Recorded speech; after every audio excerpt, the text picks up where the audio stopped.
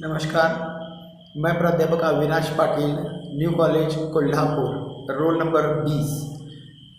आज हम सूक्ष्म अध्ययन के जो तत्व है, जिसको माइक्रो टीचिंग भी कहा जाता है, उसको लेकर के बात कर रहे हैं।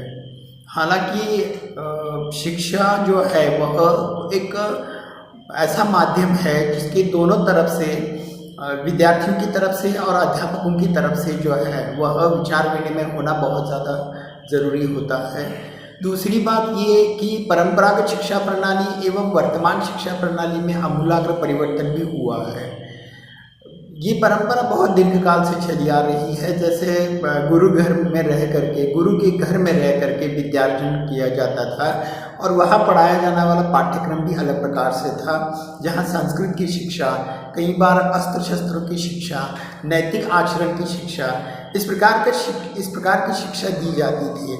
वहाँ से निकल करके ये दौर जो है वह गुजरा है और आज इसमें जितने पिछले 300 सालों में परिवर्तन नहीं हुए, उतने परिवर्तन पिछले 10 सालों में यहाँ हो रहे और तेज़ी से ये परिवर्तित होता जा रहा है।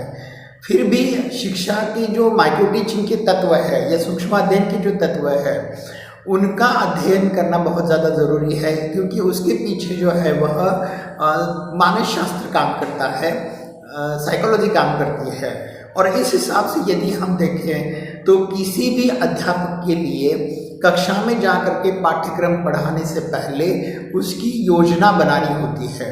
जिस वर्ग में, जिस कक्षा में जाकर के वह पढ़ाना चाहता है, उन बच्चों की आयु, उन बच्चों का सामाजिक आर्थिक स्तर, उन बच्चों की ग्रास्पिंग कैपेसिटी, जिसको हम आकलन क्षमता कहते हैं, उसको भी ध्यान में रखना पड़ता है। और जो पाठ्यक्रम है, उस पाठ्यक्रम की कठिनता का स्तर और विद्यार्थियों की आकलन क्षमता का स्तर, इन दोनों को ध्यान में रखते हुए अध्यापन करना बहुत ज़्यादा ज़रूरी हो जाता है।